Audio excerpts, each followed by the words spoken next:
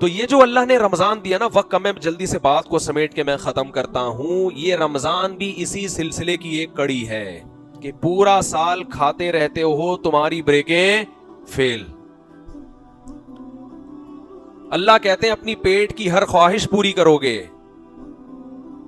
تو اس سے تمہارے اندر مزید خواہشات کے انڈے بچے جنم لیں گے.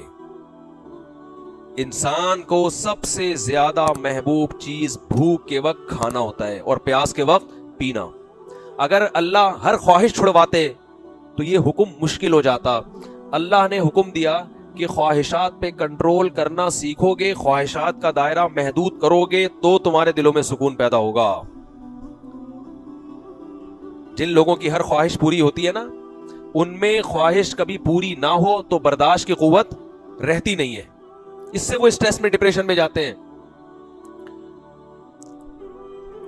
اللہ نے انسان کو ایسا بنایا ہے کہ جو قوت اس کی استعمال ہوتی ہے نا، وہ قوت بڑھتی ہے.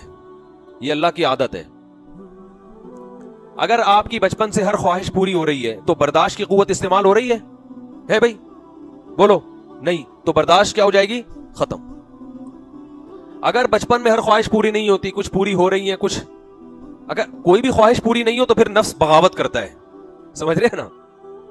پھر بھی خطرناک ہے. پھر انسان معاشرے سے باغی ہو جاتا ہے، وہ بھی خطرناک. تو نہ تمام خواہشات پوری کرنی ہے اور نہ تمام خواہشات کو قربان کرنا ہے. کچھ خواہشات پوری کرنی ہے، کچھ پہ کیا کرنا ہے؟ بریک لگانا ہے. اب کون سی پوری کرنی ہے، کن خواہشات پہ بریک لگانا ہے، یہ فیصلہ ہم نے خود نہیں کرنا. یہ چارٹ جو ہے نا، اللہ نے ہمیں پہلے سے بنا کے دیا ہوا ہے. یہ اسلام کے پاس آپشن ہے. اسلام کے علاوہ کسی اور کے پاس یہ پیکیج نہیں ہے. وہ ہمیں اللہ نے پہلے سے ایک پیپر پہ لکھ کے دے دیا ہے، یہ پوری کر لو، یہ والی چھوڑ دو. ساری چھوڑو بھی نہیں، بغاوت پیدا ہوگی. یہ نعمتوں سے فائدہ نہیں اٹھا، خودکشیوں کی طرف جاؤ گے. اور ساری پوری بھی نہیں کرنی، اس سے تمہیں خوشیاں نہیں ملیں گی. تمہارا نفس پھول کے کپا ہو جائے گا. اس میں اتنا کولیسٹرول پیدا ہوگا کہ یہ ڈپریشن سے مر جائے گا. یہ تو اس لیے اللہ نے حکم دیا میں تمہیں ایک پیکج دے رہا ہوں، یہ والی پوری کر لو، یہ والی چھوڑ دو. تو بیلنس رہتا ہے انسان. جب آپ اپنی خواہشات کو لگام دیتے ہیں، روکتے ہیں، آپ میں برداشت کی قوت پیدا ہوتی ہے. ہوتے ہوتے ہوتے ہوتے وہ قوت اتنی سٹرونگ ہو جاتی ہے کہ کسی وقت آپ کی کوئی بڑی خواہش بھی اگر پوری نہ ہو تو آپ پہلے سے اس غم کو برداشت کرنے کے لیے تیار ہوتے ہیں. ورنہ انسان ایسا بن جاتا ہے کہ اس میں برداشت کی صلاحیت ہی ختم ہو جاتی ہے. اور ایک وقت انسان کی زندگی میں برداشت کرتے کرتے ایسا آتا ہے، اتنا پاورفل ہوتا ہے کہ وہ غم پروف بن جاتا ہے. جیسے یعقوب علیہ السلام، ساری زندگی غموں میں گزری مگر ایک حرف بھی اللہ کا زبان سے شکایت کا نہیں آیا. اللہ کے بارے میں ایک حرف بھی نہیں آیا. تو ہمیں اپنی خواہشات پہ کنٹرول کرنا ہے. اس لیے نبی صلی اللہ علیہ وسلم نے اپنی خواہشات پہ کنٹرولنگ کا جو سب سے بہتر طریقہ بتایا وہ روزہ بتایا ہے. الصوم جنہ، فرمایا روزہ ڈھال ہے، روکتا ہے آپ کو. میں لوگوں سے کہتا ہوں جن سے گناہ نہیں چھوٹ رہے، روزے رکھنے کا اپنے آپ کو عادی بناؤ، دیکھو کیسے گناہ نہیں چھوٹیں گے. ہر وقت کھاتا ہے، ہر وقت زبان کی لذت ہے. دیکھو نا، صبح ناشتہ کر کے نکلیں گے آفس میں جا کے، پھر چائے، پھر 2 بسکٹ، پھر 1 گھنٹے بعد ان کو کچھ چاہیے. کوئی نسوار ڈال رہا ہے، کوئی پان رکھ رہا ہے، کوئی سونف کھا رہا ہے. ابے تمیز سے بیٹھ جاؤ تھوڑی دیر یار. پھر لنچ کے بعد بھی کولڈ ڈرنک اور چائے، پھر اس کے بعد پھر شام کو کچھ چاہیے، ان کو سموسے بھی چاہیے اس کے ساتھ. پھر بہت دیر سے کچھ کھایا نہیں، 1 بسکٹ ہو جائے ہے بھائی. یہ سونف رکھی ہوئی ہوتی ہے، وہ تھوڑا سا زبان کا ٹیسٹ چینج. پھر رات کو کھانا، پھر سونے سے پہلے ڈاکٹر حکیم نے کچھ بتایا بھائی یہ کھا کے سو. یہ تو شکر ہے رات کو آنکھ نہیں کھلتی، ورنہ پھر اٹھ کے کچھ کھائیں گے. تو جو خواہشات کا اتنا غلام بن چکا ہو، جس کمبخت سے 4-5 گھنٹے صبر نہ ہوتا ہو، وہ شریعت پہ کیسے چلے گا؟ وہ حقوق اپنے اور اللہ کے اور مخلوق کے حقوق ادا کرنے کے لیے یہ ضروری ہے کہ آپ اپنی خواہشات کو کنٹرول کرنا، بلکہ اپنے حقوق ادا کرنے کے لیے بھی ضروری ہے. اپنے حقوق کیا ہے؟ اپنی صحت بنانا. اس میں بھی جب تک آپ کی کنٹرولنگ پاور نہیں ہوگی مضبوط، اس وقت تک آپ اپنی صحت کو بھی مینٹین نہیں رکھ سکتے. ہمارے ایک دوست ایک ورکشاپ کرواتے تھے، بڑی اچھی مثال انہوں نے دی. ایک صاحب کی انہوں نے اس پہ LED پہ تصویر دکھائی، اتنے موٹے نا کپا. ان کو کسی کمپنی میں جاب لگ گئی، بڑی اچھی مینجمنٹ کی. بڑے خوش آ کے اپنے ابا کو بتایا کہ ابا میں اتنے لوگوں کو اب سنبھالوں گا نا. سعودی عرب میں تھے وہ، میں بڑی اچھی جاب لگی اور اتنے لوگوں کو میں سنبھالوں گا. اس کے ابا نے بولا تو اپنے منہ کو تو سنبھال نہیں سکتا، اتنے لوگوں کہاں سے سنبھالے؟ یہ منہ دیکھ تیرا کہاں جا رہا ہے. बिल्कुल सही कहा कि भाई तू अपने मुंह को नहीं संभाल सकता, अपनी तोंद को नहीं संभाल सकता, तो तू हजारों लोगों को कहां से संभालेगा। वो दिल पे ले गए। बाज दफा अब्बा की नसीहत बेटों पे असर कर जाती है, वरना आम तौर पर अब्बा से ज्यादा फजूल माजरत के साथ बच्चों के लिए घर में कोई शख्सियत होती नहीं है। बच्चों का ख्याल होता है ये कमा के खिलाने की मशीन है और खान सामा माजरत के साथ हमने घर में पाला हुआ है, ठीक है ना, जिसका काम है हमें चीजें लाला के देना, गैस बिजली का बिल देना। चलती बलती आजकल अब्बा की मार्केट में बिल्कुल भी नहीं है, जो नई नस्ल की जो रिपोर्टें हमारे सामने आ रही।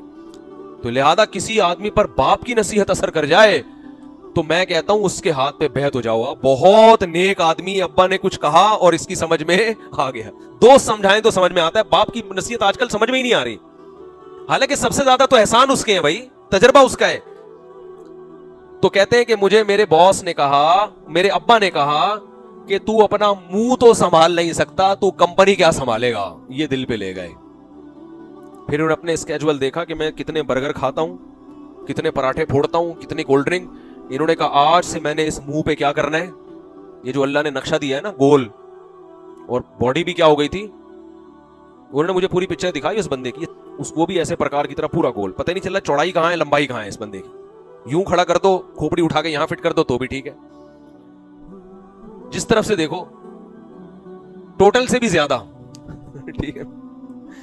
तो खैर उन्होंने फिर एक्सरसाइज शुरू की, खाने पीने पे क्या किया, कंट्रोल, पराठे मराठे छोड़ दी, कंट्रोल किया खाने पे, और अल्लाह की कुदरत के 1 साल के अंदर अंदर आधे से ज्यादा मार्केट से वो शार्ट हो गए। लोग कह रहे बाकी कहां है, लेकिन उसका फायदा ये हुआ, डॉक्टरों ने कहा कि 10 साल शुगर को आपने आगे धकेल दिया है, आपको शुगर होने वाली थी, चश्मा उतर गया, इतने मोटे चश्मे लगे हुए थे, चश्मा उतर गया, सेहत खानदानी हो गई।